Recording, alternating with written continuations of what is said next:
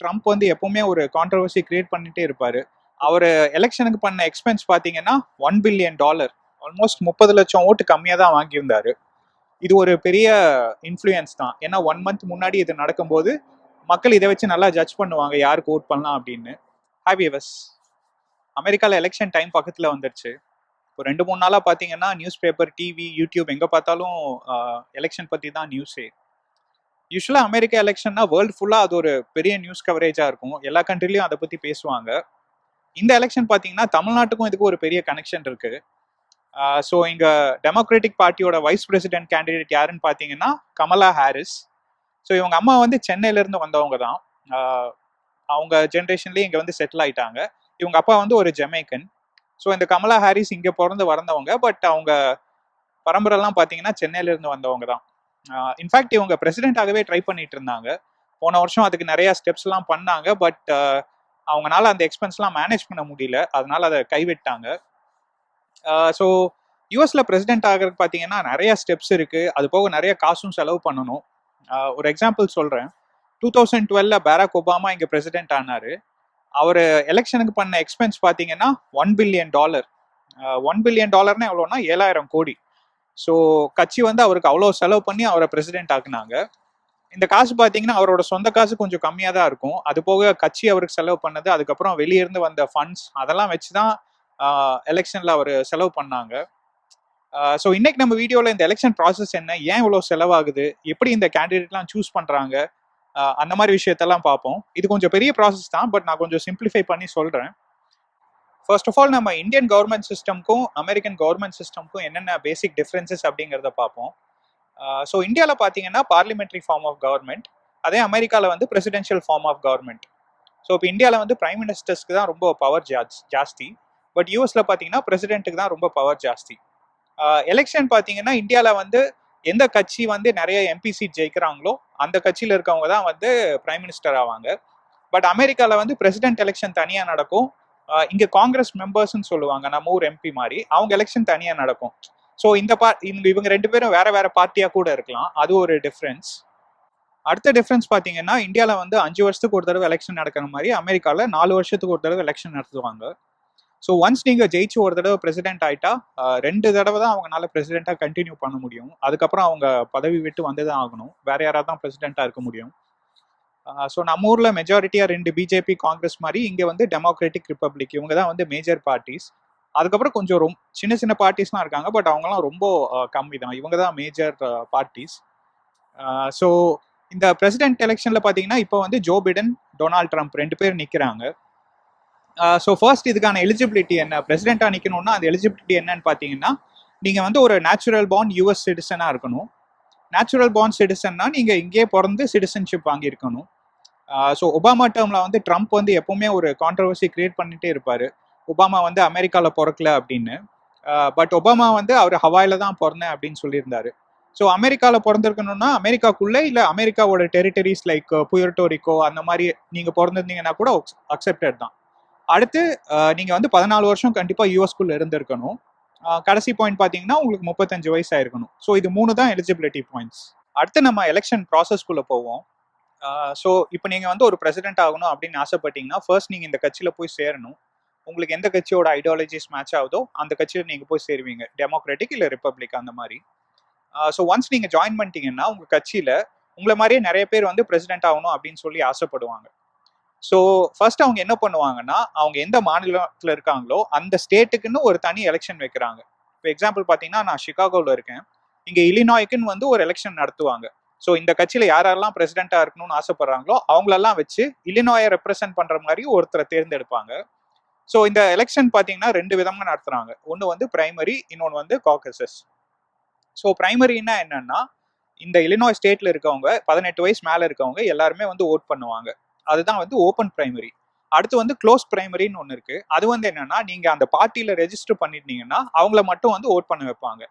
நடுவில் செமி பிரைமரின்னு ஒன்று இருக்கு. அது வந்து நீங்க வேற எந்த பார்ட்டியில ரெஜிஸ்டர் பண்ணியிருந்தாலும் ஓகே, பட் நீங்க வந்து ஒரு கேண்டிடேட்டை செலக்ட் பண்ணி ஓட் பண்ண வைப்பாங்க. ஸோ இதுதான் பிரைமரி. இன்னொரு பார்த்தீங்கன்னா காக்கசஸ்னா என்னன்னா இந்த மாதிரி எலெக்ஷன் ப்ராசஸ்லாம் இருக்காது, எல்லாமே ஓப்பனாக இருக்கும்.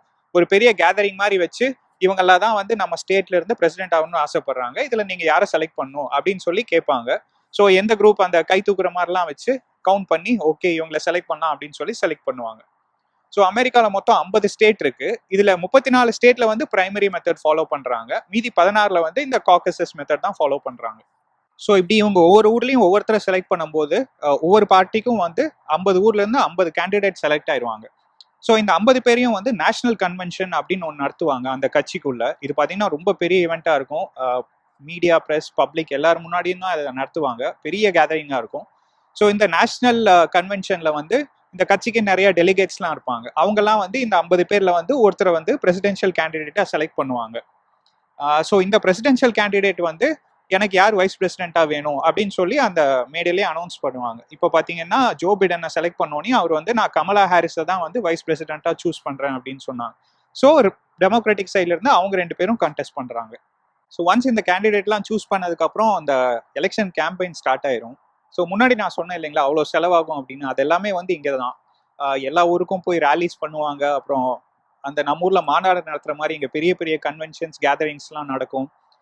டெக்னாலஜி கூட இப்போ நிறைய யூஸ் பண்ணுறாங்க. Like Facebook, YouTube, Google, Twitter எதை திறந்தீங்கன்னாலும் அவங்க கட்சியை ப்ரமோட் பண்ணிட்டே இருப்பாங்க. ஸோ இப்படியெல்லாம் பண்ணிட்டு இருக்கும்போது டிபேட்ஸ் அப்படின்னு இங்கே ஒரு கான்செப்ட் இருக்கு. இப்போ எலெக்ஷனுக்கு ஒரு மாதம் முன்னாடி இப்போ பார்த்தீங்கன்னா முந்தா நேற்று தான் நடந்தது.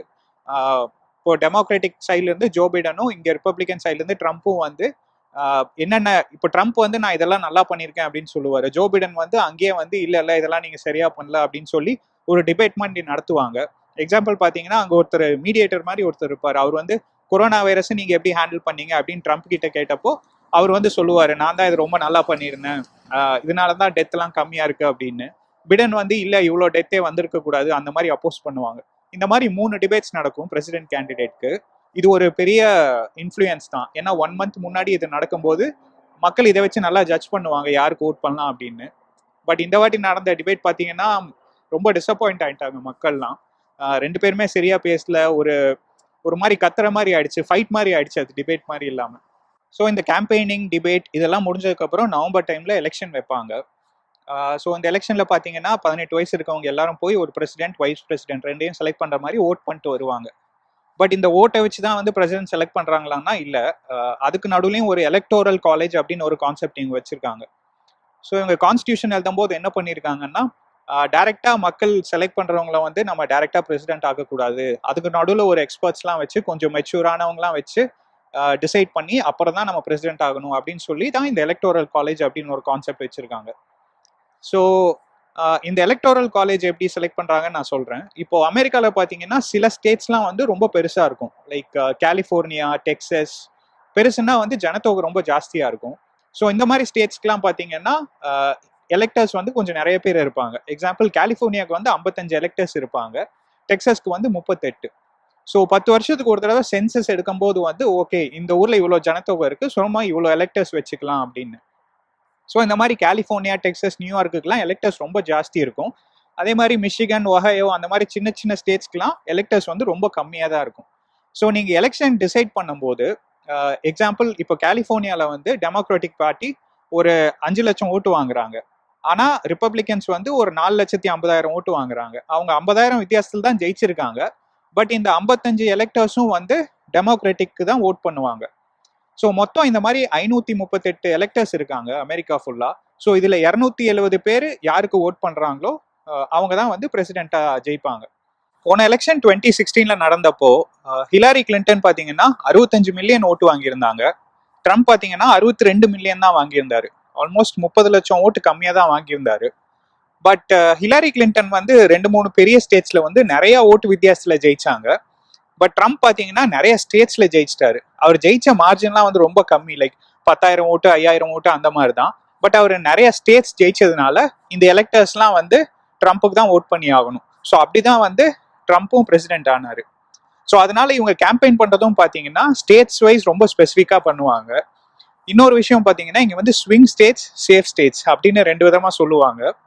இப்போ நம்ம தமிழ்நாட்டில் வந்து ஆண்டிப்பட்டி தொகுதியில் வந்து அதிமுக தோத்ததே இல்லை அப்படின்னு சொல்லுவாங்க இல்லைங்களா, அந்த மாதிரி வந்து இந்த கலிஃபோர்னியா, நியூயார்க் இந்த ஸ்டேட்ஸ்லாம் வந்து 10 எலெக்ஷனாக வந்து எப்போவுமே வந்து டெமோக்ராட்ஸ்க்கு தான் ஓட் பண்ணிட்டே இருக்காங்க.